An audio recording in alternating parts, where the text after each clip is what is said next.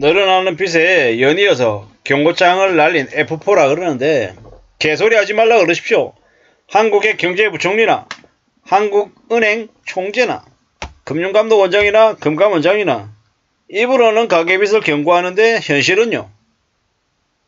윤석열 정부가 대출을 계속 권유하고 권장하고 집값도 받들려고 기준금리도 6차례나 동결하고 개막장 짓을 벌이고 있잖아요.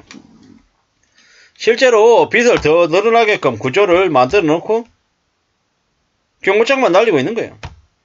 어처구니가 없는 거죠. 이런 개막장 정부가 어디 있나라는 생각이 들 정도입니다. 하는 꼬라지가 여전히 엉망이죠. 막장입니다. 막장. 저 어쩌려고 저러는 걸까요? 어쩌려고? 어쩌라고? 니네들이 집값을 떠받들겠다고 집값 올려놓고 빚 권장하고 해놓고 왜 지금 와가지고 경고하냐라는 거죠. 어처구니가 없다라는 생각밖에 안 듭니다. 경고할 게 아니라 집값을 혹은 대출을 받지 못하게 가계대출을 줄이란 말이죠. 오죽하면은 IMF에서 경고하고 나서냐라는 겁니다. IMF에서 한국의 대출이 너무 심하다고. 결국 그렇게 만든 건 누구다? 윤석열 정부다. 금융수장이라고 얘기하는 놈들이 니네 놈들이 그렇게 만든 거다라는 거죠. 그래놓고 지금 와가지고 유체이탈이라 그럽니까? 자기들이 일을 저질러 놓고 자기들이 그렇게 하지 않은 것처럼 따로 떨어져 나와가지고 이제 저렇게 이제 남 얘기하듯이 하는 거죠. 코미디입니다. 코미디. 참 어처구니가 없죠. 앞으로 어떻게 되겠습니까? 어떤 삶을 살아야 되겠습니까? 대한민국의 경제부총리나 한국은행 총재나 그런 놈들의 말도 믿으면 된다 안 된다? 안 된다. 함부로 믿어서는 안 된다라는 이야기를 드리고 싶습니다. 그들은 가짜입니다. 가짜. 엉터리다라는 겁니다. 함부로 그런 말에 놀아나서는 안 되겠습니다. 정의 바짝 차리고 살아야죠.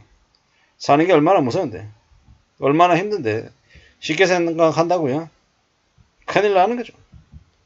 그렇게 까불고 살다가는 큰 거 다칩니다. 그래서 더 조심해야 됩니다. 더 염려해야 됩니다. 함부로 뭔가를 하겠다라고 생각하면 안 된다라는 거죠.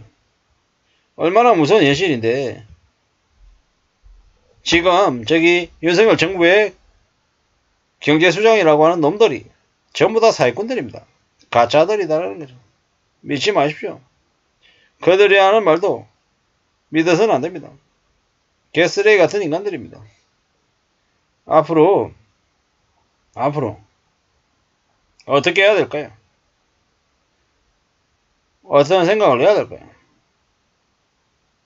참 많은 생각들이 듭니다. 이런 생각, 저런 생각, 별의별 생각들이 다 드는데요.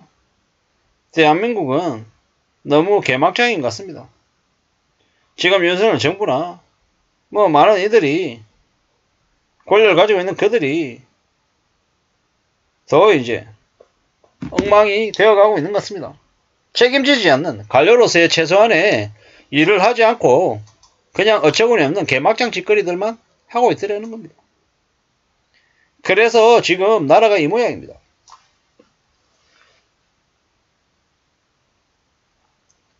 이창용 항공거래 총재는 저금리를 기대하지 말라고 얘기하면서 쉬는 금리를 안 올려요. 미친놈이죠. 미친놈. 미친놈이야. 기준금리를 6번이나 동결시켜놓고 뭐라 그럽니까? 빚내서 집 사지 말라고 얘기해요. 쓰레기 같은 인간들이죠. 추경호, 김주현, 이복현, 업계 이해관계자들이고 여기에서 이복현이라고 하는 놈은요.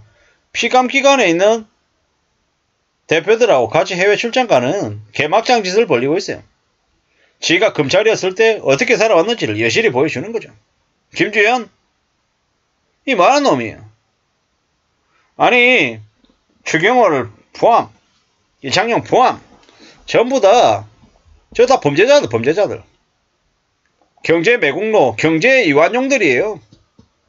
저들이 대한민국의 경제를 의도적으로 망가뜨린다라고 하는 의심을 사람들이 많이 합니다. 왜? 민영화시켜야 되니까.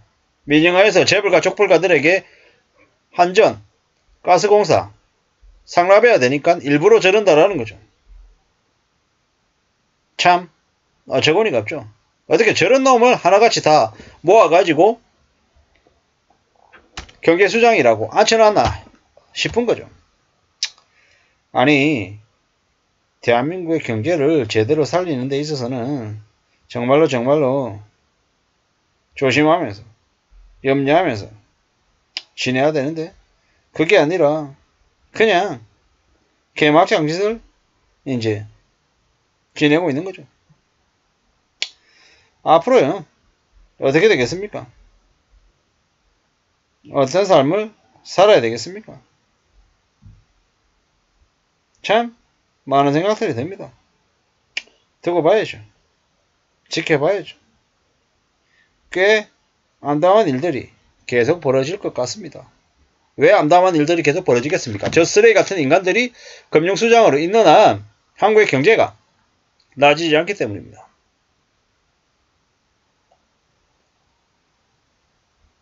뭐 결국에는 저 쓰레기 같은 인간들이 대한민국 경제를 놔버렸다.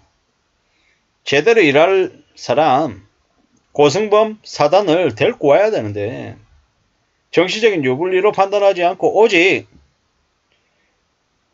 한국의 경제를 살리겠다라는 그 신념 하나로 이때까지 많은 일들을 해왔던 고승범을 쳐낸 순간부터 한국의 경제를 일부러 망가뜨리고 민영화시키겠다라는 개수작을 가지고 있다라고 밖에 의심할 수밖에 없습니다.